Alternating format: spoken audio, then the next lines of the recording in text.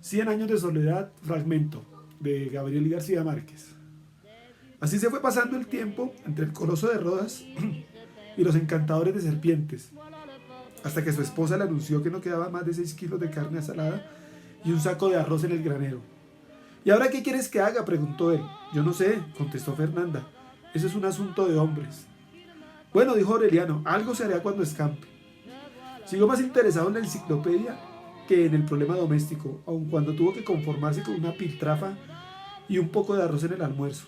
Ahora es imposible hacer nada, decía. No puede llover toda la vida, hombre. Y mientras más largas le daba las urgencias del granero, más intensas iba siendo la indignación de Fernanda,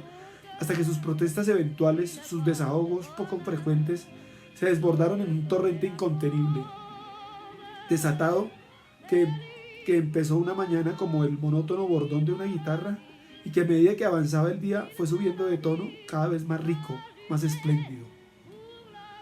Aureliano II no tuvo conciencia de la cantaleta hasta el día siguiente, después del desayuno, cuando se sintió aturdido por un abejorreo que era entonces más fluido y alto que el rumor de la lluvia.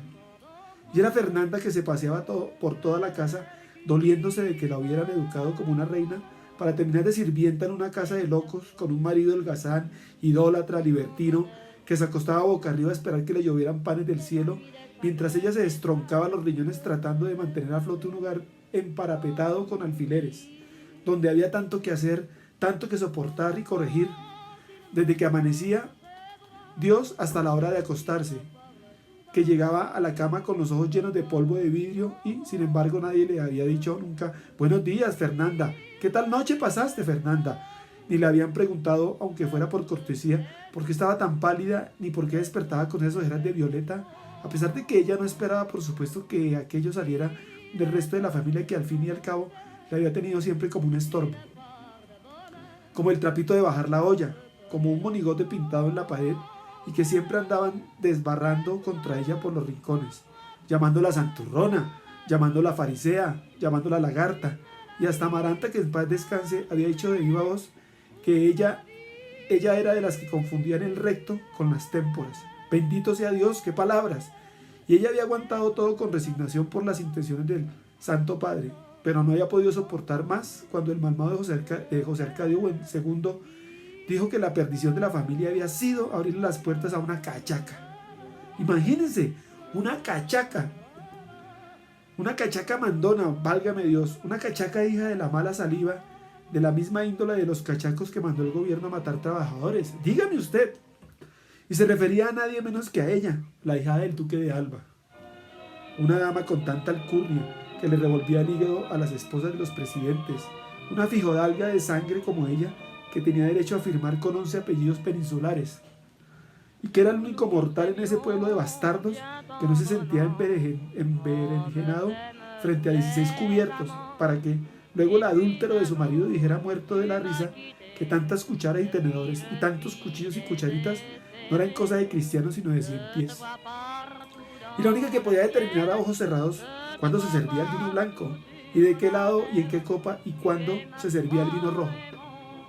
y de qué lado y en qué copa, y no como la montuna de Amaranta, que en paz descanse, que creía que el vino blanco se servía de día y el vino rojo de noche, y la única en todo el litoral que podía vanagloriarse de no haber hecho del cuerpo sino en vaselillas de oro, para que luego el coronel Aureliano Buendía, que en paz descanse, tuviera el atrevimiento de preguntar con su mala bilis de masón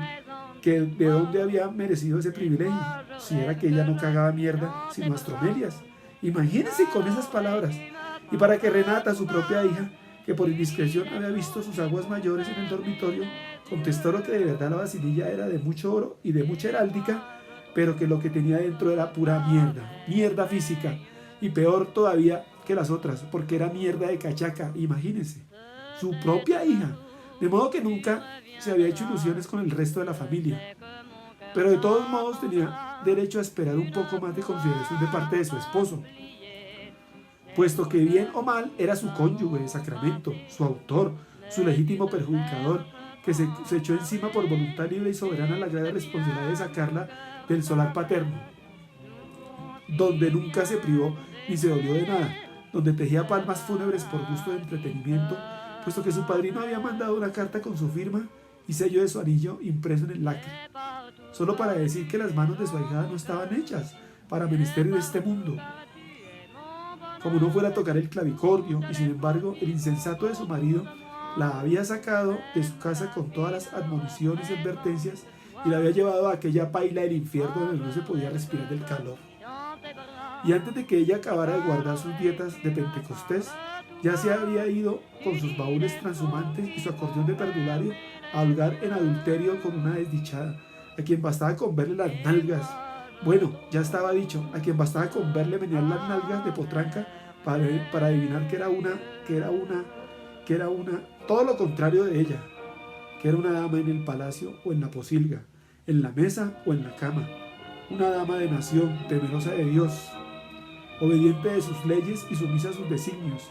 y con quien no podía hacer, por supuesto, las maromas y vagabundinas que hacía con la otra, que por supuesto se prestaba a todo, como las matronas francesas, y peor aún, pensándolo bien, porque éstas al menos tenían la honradez de poner un foco colorado en la puerta. Semejantes porquerías, imagínense, ni más faltaba con la hija única y bien amada de doña Renata Argote y don Fernando del Carpio, y sobre todo de este, por supuesto, un santo varón, un cristiano de los grandes, caballero de la orden del Santo Sepulcro, de esos que reciben directamente de Dios el privilegio de conservarse intactos en la tumba, con la piel tersa como raso de novia y con los ojos vivos y diáfanos como las esmeraldas. Eso sí no es cierto, la interrumpió Aureliano II. Cuando lo trajeron ya apestaba. Había tenido la paciencia de escucharla un día entero, hasta sorprenderla en una falta. Fernanda no le hizo caso, pero bajó la voz. Esa noche durante la cena, el exasperante zumbido de la cantaleta había derrotado al rumor de la lluvia. Aureliano II comió muy poco, con la cabeza baja, y se retiró temprano al dormitorio. En el desayuno del día siguiente, Fernanda estaba trémula, con aspecto de haber dormido mal, y parecía desahogada por completo de sus rencores. Sin embargo, cuando su marido preguntó si no sería posible comerse un huevito tibio, ella no contestó simplemente que desde la semana anterior se habían acabado los huevos, sino que elaboró una virulenta diatriba contra los hombres que se pasaban el tiempo adorándose el ombligo y luego tenían la cachaza de pedir hígados de alondra en la mesa. Aureliano II llevó a los niños a ver la enciclopedia como siempre, y Fernanda fingió poner orden en el dormitorio de Meme, solo para que él la oyera murmurar que, por supuesto, se necesitaba tener la cara dura para decirle a los pobres inocentes que el coronel Aureliano Buendía estaba retratado en la enciclopedia.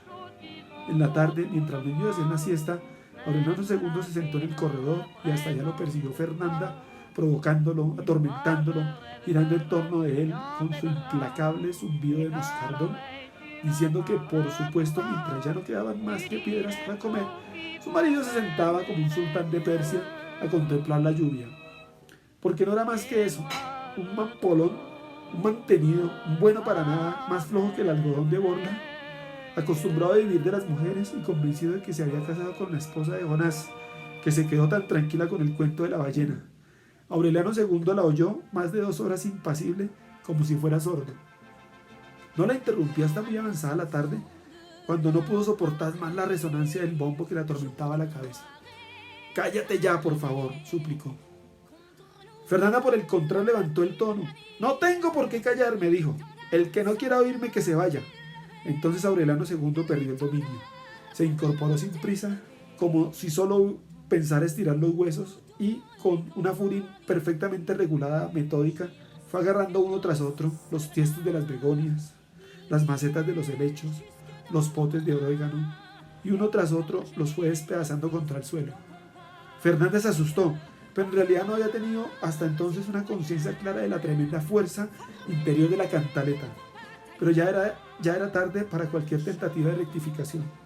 Embriagado por el torrente incontenible de desahogo, Aureliano II rompió el cristal de la vidriera una por una, sin apresurarse. Fue sacando las piezas de la vajilla y las hizo polvo contra el piso. Sistemático, sereno, con la misma parsimonia con que había empapelado la casa de billetes, fue rompiendo luego contra las paredes la cristalería de Bohemia, los floreros pintados a mano, los cuadros de las doncellas en barcas cargadas de rosas, los espejos de marcos dorados y todo cuanto era rompible desde la sala hasta el granero. Y terminó con la tinaja de la cocina que se reventó en el centro del patio como una explosión profunda. Luego se lavó las manos, se echó encima el lienzo encerado